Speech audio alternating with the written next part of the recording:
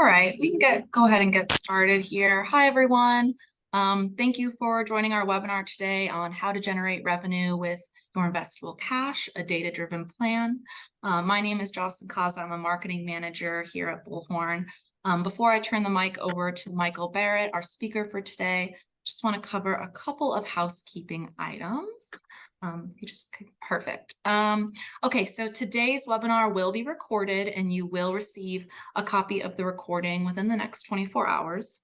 All of you will be muted during today's presentation, but we do encourage you to ask questions in the chat module at the bottom of the Zoom screen. Your account manager will follow up with you to answer any questions you may have after the webinar. And we should wrap up here in about 25 minutes. With that, I will pass this over to Michael. Thank you everyone for joining. All right, great. Thank you, Jocelyn, for that. And hello, everybody. Pleasure to meet you all. Some of you I may have met in the past before. If not, give you a little context on who I am. So my name is Michael Barrett. I'm a senior solution consultant here at Bullhorn. I've been with the business a little over 5 years now. So, got a ton of experience, worked with plenty of clients. I've worn a lot of hats here on the Bullhorn side. So I've worked with, many different demographic of clients, everything from 1 to 2 users, and now today, anything about, enterprise level 10,000 plus seats. So being able to give myself a lot of experience, help my customers solve challenges and pain points that are occurring day to day, and doing that within the context of Bullhorn. Really what today is going to be focused about is not so much product, but more trends and analyses and looking at data and where companies are going and what they're doing with their cash on hand and their investable cash, especially in a market like we are today. My background actually is in finance and economics as well as applied statistics. So this area really is my bread and butter. I encourage you all to drop any questions, comments, thoughts into the chat. If I'm able to hit them, I'll grab them as part of the presentation. But if I'm not able to, we'll make sure to follow up with answers to those after the call here. But in order to give us sort of an idea of where we're going today, I want to tell you what we've heard and what I hear from clients that I work with. So clients I work with today really kind of all different shapes and sizes, which very understandable in staffing. We have a lot of different verticals, a lot of different industries, excuse me, a lot of different geographical differences as well. But one thing that we've been finding, and I've been hearing a ton, is the big strategic initiative for this year and the recent years to come is around business development. And some of the things we see on the screen today are the direct feedback, granular feedback we get from clients about what they feel in the market. And this comes directly from our grid survey. So when I'm talking to clients, we have 2 aims of business development, something we really haven't had to focus on for the last couple of years. We think coming out of COVID, a lot of orders were coming in. Everyone was trying to hire. We're also expanding new markets. Some of our clients are able to get into remote positions, which I'm sure you guys have been able to do as well, and trying to grow your business that way. So that's something we see with diversification. But bringing on new clients now is harder than it has been. I'm not the only one to tell you that, and I'm sure you guys realize that as well, but it's not just creating new accounts, but it's expanding our existing accounts. And some of those troubles or pain points that we hear from our clients on the existing account side is, there's a reduction in recs. We know what the market is. We know how the economy is worldwide right now. So that makes a lot of sense. So we got to fight even harder to get those orders in. Lack of communication. Everybody's trying to do more with less right now, whether that's us, our staffing firms, or our staffing firms and clients. People are scrambling. There's a lot of activity happening in a market that's kind of down. But also those talent pools. This is something we heard about a year ago, 2 years ago, as all of these orders, we have so many orders, but the talent isn't there to meet them. We're really making sure that we're able to provide that today, but it isn't fully back yet. And the way these things work that we see with trend analysis is they work on cycles. So one day the talent pool is going to be bigger, not going to have enough orders, and that's going to carry on to the future. And when we think about winning new business, totally different, no relationships at a client. There's a lot of different things that we can go at it, marketing with business development, cold calls, emails, a lot of different ways we can go about winning new business. But when we're getting those conversations with clients, staffing firms are letting us know, hey, there's a ton of competition.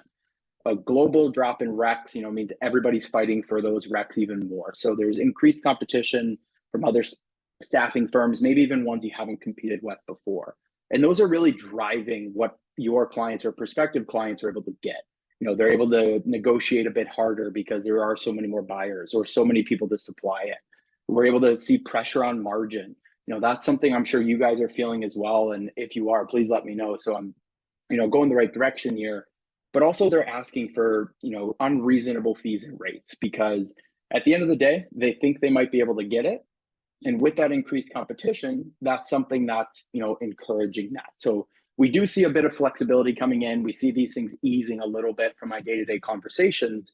But these are the strategic initiatives that I've heard about and my clients are working with day-to-day right now. And the key piece to this is we're working harder than we have to get new orders or grow an account that we have that's already existing. Where we see customers having challenges, and especially prospects having challenges, is meeting that demand. So what's slowing them down? Our sales reps are out there calling, emailing, meeting with people, trying to get as much business for the business as possible. But we need to make sure that what that client brings on, we can support. So the first area of that is complex time and pay. We're able to come in, and those new clients we've never worked with before, maybe tracking new things for us or tracking things we have in a previous way, but differently. We need a system or technology that's going to be able to scale with that. There'd be nothing worse than bringing on a new client and not being able to work with them because of time and pay. The second piece to that, kind of completing the puzzle, are those invoice requirements. We talk to our clients all the time and they're like, hey, we got this client of ours that's super picky or super complicated in terms of how they want their invoice sent or summarized or grouped.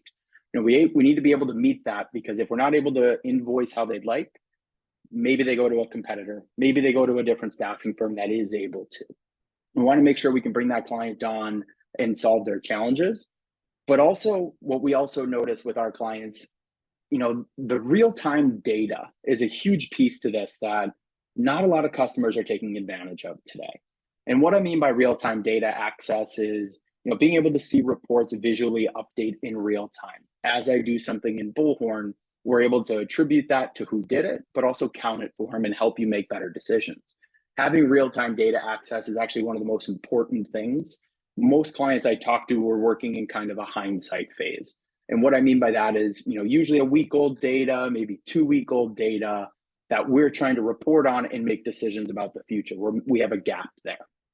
And the easiest way for me to kind of explain, why this is so paramount is, if I were to take in my bank info from October, I got my credit score, I've got my bank account details, everything information there, and go to a bank to try and get a mortgage. Very slim chance, if zero at all, I'm going to get a mortgage with a month-old data. And that's only a week behind, right? So in order for us to grow a business, scale a business, and support our users, we need to be able to make decisions with real-time data. There is a bit of a demo today as well. So I want to jump in here. And the reason I'm calling it out here is the demo I'm going to show, it's a quick recorded video, but it's going to really tackle these 3 areas. It's myself giving the demo. So if you have any questions, feel free to drop them in the chat. But excited to show you really kind of how Bullhorn allows our customers to meet these growing needs. Now, what I want to do here is sort of zoom out. That was very specific about what our customers are trying to accomplish, what staffing firms are trying to accomplish, and the challenges they're running into. But let's look at market trends. I am not the first person to tell you this, and at least I hope I'm not. The market's down today, but that's not something that's going to exist forever. When we look at the last 25 years, 30 years or so of the staffing industry and market impacts, these are the 4 big market impacts that come to mind.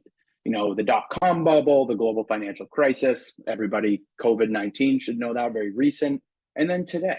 What I want to call out here is those first 3 really were sudden impacts to the market, right? The global financial crisis basically happened within an hour in a morning, and banks that were around for a long time ceased to exist anymore. COVID-19, everybody got sent home. I'm sure you all remember that. I'm pretty sure I left a jacket and a pair of shoes at the office still. Who knows if I'll ever get those back, but very, very sudden. And what we notice here with our revenue changes across the board is in staffing, these impact quite a bit. With the first 2, we're at 15 and 30% drop-offs. COVID, roughly a 10% drop-off. But then at the bottom, what I want you to keep a look at is the snapback. And this is something that's encouraging. Today is hard, today is struggling, but our historical trends and what we've seen in recent memory encourage and indicate that there will be a snapback. The big piece of this is, how do we prepare for it? How do we get ready? What I want to take a quick look at here, and to give you an example, because this happened recently, is COVID-19 specifically. When the COVID-19 pandemic came in, that was a sudden change for the entire market. Everybody went home. We were now trying to figure out a way to work remotely. We needed to make sure the same level of activity was still going on. I talked to a lot of business owners that were, questioning if activity was still happening. They needed to ensure the business could keep going. And the way they did that was with technology. We were trying to hire as much as we can, but new hires are only so experienced and they can only get so much done. But one thing we noticed with technology, and a very specific piece of this, is automation. Automation came in right around that time. We made the acquisition of the company called Herefish, which is now Bullhorn Automation. What a lot of our customers did is, during the COVID-19 pandemic, when we had mass layoffs, the market economy just suddenly dropped, we needed to ensure that activity was still going on. What our customers were able to do here is, you could tell a technology, Bullhorn Automation specifically, do this when something happens. And the automation is not going to get sick. It's not going to miss a day of work. If you tell it to do something, it was still executing when it was supposed to. So it's a great way to get things done without as many headcount in a business. It allowed our customers to scale as well. So when that snapback happened, our customers who adopted a technology to scale with automation saw great results. And this is a screen up here to illustrate, some of the impact and ROI, that Bullhorn Automation customers saw coming out of that market, out of that COVID-19 pandemic. What this actually looks at here is a growth of revenue. And the reason I want to talk about it is, I kind of draw this into two different buckets. We have a bucket of cost reduction. So things like, we don't have to spend as many hours trying to fill a position. We don't have to source as many candidates to fill a position because automation's reaching out to our talent pool. There's a lot of ways we can decrease the cost here using automation, and even with that low-hanging fruit redeployment. But on the other side of it, let's think about how we stretch both sides of a margin percentage. If we decrease costs, that's going to grow revenue or profit. But if we also increase the amount of revenue we have on that, we're also stretching the upper limit. So you're creating a wider gap between cost and revenue. On that side, what we're looking at, increased submissions. I mentioned that talent pool growth. What a lot of our customers do is they use automation to scale their candidate pool and reach out to them and engage with them, even though we may not have heard from them in a couple of years. We don't need a person doing that. We can have automation reach out via email and text. So really want to make it known, customers investing in technology are able to scale their business and grow their business in an organic way. We didn't have to go spend a ton of money to buy a staffing firm or acquire something. We didn't have to go, hire 100 new people just to get more production. We're looking at reduction in cost, but also increases in revenue. And the reason I bring that up, this is what we see feedback-wise as well. So this is the SIA survey. They reached out to clients and staffing firms on, hey, what are your plans for growth? There's a lot of different things. And at the end of the day, there's not a ton of levers we can pull to grow a business. We go through acquisition, we grow through hiring new people, maybe we break into new demographics and diversify the business and different types of placements or different types of industries. But the big one that jumps off the screen is the importance on automation and tech. Firms out there nowadays are seeing the value of that in be able to get a technology in place that's going to allow their team to do more without adding a ton of time or a ton of activity to their desk. We need to make sure our team's more efficient. And the way I kind of think about it is, if in a given week, if we enable one user to be able to work one more job order, then we can think about that at scale. If we have 10 users, 20 users, 30 users, that's something that's going to add up. And that's where automation and specifically global technology can come in and really help you out. Automation is a very specific piece. And the way I'm talking about it in this context, it's an executor. It's sending emails, it's cleaning data, it's doing things for you. But we also don't often think about what else it can do. And where I kind of want to paint this in the light of this is reducing risk. When we automate in our business, if we're having things governed by a set of rules, say, for instance, like Bullhorn One, where we have time and pay and really complex timesheets and invoicing, we're able to set rules in the system to decrease the risk. We're able to remove different manual entry items that a recruiter or a sales rep might have to do today, but allowing it to be done in an automated way to reduce that risk, but also be highly accurate, making sure the pay rates and bill rates for a certain agreement are what we want them to be. And this is something that's going to keep doubling down, in our very specific conversations with some of the biggest firms out there. But a lot of the customers I work with are really sort of in that 50 to 75 user space. And this is what we're hearing. Nobody missed the boat. I talk to a lot of people who are worried that, hey, is it too late or are we too far behind? What we see is, not really. A majority, about 75%, 70% of the industry today would classify themselves as not having any transformation, or they're in the early stages. And these are people who are getting excited about technology. And staffing is an industry that's well known for being a bit of technology laggards, in the sense of, automation is something that came to the world in 2018, 2020 for staffing, but it's existed a long time before that. When we also think about, very common technology we run into today, like banking mobile apps. I'm somebody, if a bank didn't have a mobile app, I probably wouldn't bank there, because it is so easy to do everything from my phone nowadays with who I have. So it's making me more, sticky to that business. Technology is not only about growing your business and scaling your internal users, but it's also providing a great experience to your talent. Making sure your contractors get paid or your employees get paid correctly, making it really easy on your clients to approve time, manage time, as well as receive invoices how they like. And in the context of the global technology conversation, the customers of ours that have invested in technology and saw that growth and saw that opportunity are committed to doubling down. And what I mean by that is, 60% of our high performers who invested in tech have indicated they're going to keep doubling down on it, whether that's new tools with Bullhorn or Bullhorn partners. They're finding ways to let technology enable their business and be a force multiplier to get more done. So there's a ton of excitement here. I'm sure everybody's heard AI and things like that. Unfortunately, I'm not going to get into that today. Happy to talk about it afterwards with you if you'd like. But really want to make sure that we know in the market, there is an appetite for this. I'm talking to clients every single day about new ways to do things with tech or potentially solve a new challenge or business problem. That's not something that's just day to day. I'm having these conversations with executives, directors, VPs of pretty big staffing firms who are really interested in, hey, how can we get 2 to 3% more across the board? Very conservative estimate, and we're looking to jump over those hurdles. Really where they're coming in is, we need to shore up our back office, our middle office. We need to make sure all that hard work our sales reps are doing gets accomplished and we're able to satisfy those. So I'm going to show you a quick video here, about 3 to 4 minutes of the Bullhorn demo that we're going to jump into. So if you have any questions, feel free to pop them into the chat and we'll get it going here. The Bullhorn platform enables staffing firms to grow their businesses and scale into the future in a couple different ways. First of which, if we're not able to report on our data, we're not going to know where we're at. So how great of a decision can we make going forward? Also, systems and people are prone to error. We know this, humans cause most error in any process around the world. So what Bullhorn's enables our customers to do is really kind of reduce that risk and reduce that error in a couple different ways.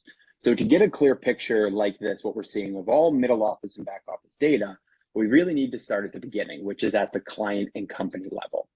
So with the Bose Corporation here, the company record not just tracks all sales information, contact information, or job information, plus others, but also allows you to reduce error in the invoicing and pay areas of the business as well.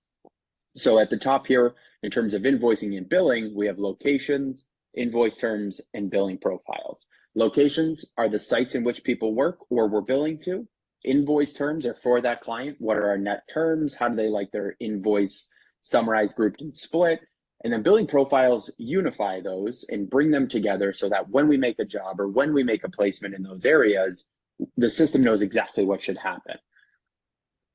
Within the Bose Corporation, as I click into billing profiles, you can set up as many as you like. The one I'm going to be working with today is the Orland Park location. The Orland Park billing profile, what it does is it brings together the location in which we're talking about here, so that Orland Park location, but also any invoice terms. So does this location use the same invoice terms as the global or the parent account? If not, we can use a different one and we're still going to be okay. If it is the same, we can just tag the same against it and the system knows exactly what to do. So this is a great way to reduce risk and error in terms of your billing and invoicing, but also we know those clients in the scalability world, our staffing firms clients, the invoices are complex. How they want to be billed is complex. And as we grow, we're going to bring on more differentiations to that. If we're able to set it up from the beginning, we're reducing error throughout the entire process. In that same vein, we also have our rate agreements. So on the pay side, if we make agreements with our clients for specific jobs or job orders, we're going to be able to set this up so that when we create placements off that, we know exactly what's going to happen. So with Bose, I have a rate agreement for a forklift operator, and I can see the high-level details here. But as I drive into it, I'm able to see the granular details behind the scenes. I'm able to assign this to different fields and values in Bullhorn, such as employment types, locations, categories, even job codes as well, so that when we create a placement, we don't need to worry about what these rates are going to be. We've already agreed to a contract with the client. The system knows that. We're just going to apply it there. Recruiters and sales reps don't need to worry about assigning rates, as those are already going to be in the system for them. As the billing and pay get set in stone and reducing that error down the line, the missing component here is going to be your time. So by bringing in time through Bullhorn, and we connect to different places such as VMS and things like that, but once that time comes in, we do all the interpretation for you such that your team and your executives are able to come in and see a real-time look where your business is at. So we're tracking all middle office and back office data in real time. We also have the ability to pull gross margins so that you're able to visualize your most profitable clients, which users are most profitable, and you're also able to make smart decisions about the future.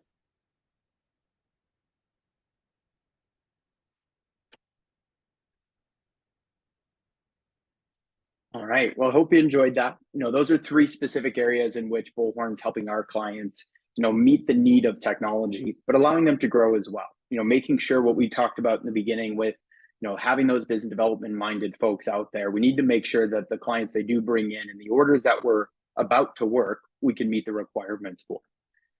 So to kind of meet you here at the end and wrap things up nicely, put it in a bow, I want you to leave with three takeaways. And the first of which is use this time to prepare for the future. We know the market's down. It will snap back based on historical trends. So what areas of the business can we accelerate in this downtime? Do we need to talk about training? Do we need to invest in technology? That isn't the silver bullet here always, albeit it can always help. But there are other areas within the business that, we need to shore up and prepare, because when the snapback comes, it comes hard and it comes fast. The second piece to that is you haven't missed the boat. A lot of clients I work with, and even in our survey feedback, it's still very much in its early stages. And digital transformation is something, that's been slowly gaining steam over the last 5-6 years. And customers who are adopting it are eager to keep going, but there is still a big chunk of the market that hasn't gotten there yet. And the last piece, I know we talked a ton about revenue and growing profit and looking at ways in which we can enable our team to work better, smarter, and faster, but also with less risk, making sure that placement we make gets paid and invoiced correctly. But the different piece of this is value. We think about the overall value of a staffing firm, and I have a lot of these conversations with customers of mine who are potentially looking to exit is, hey, what does it look like in an M&A space? Having great technology and scalable technology in place is an attractive thing for investors. An investor is able to come in, see a company that's built on a strong foundation with scalable things in place. They're able to take that and they'll actually pay more for it. Otherwise, if we have to come in, or if an investor has to come in and totally gut the technology and change everything, that's a big upfront spend for them. Albeit it may be worth it, but set yourself up for success. Enable your users today to have the technology that allows them to work, very efficiently, but also do more, because we're able to get things done quicker. There's also automation built into Bullhorn One, middle office, and making sure we can decrease that risk. All right, so I appreciate, the last 30 minutes or so listening to me talk, as well as enjoying that video there. If you had any questions, comments, thoughts, I haven't seen the chat light up, so hopefully we're all good there. If there are anything, feel free to find me on LinkedIn. I'll respond to any message that I'm sent. So very excited to continue the conversation. And thank you very much for your time. Very greatly appreciate it. Thank you, Michael, and thank you everyone for joining us today. Bye, guys. Okay.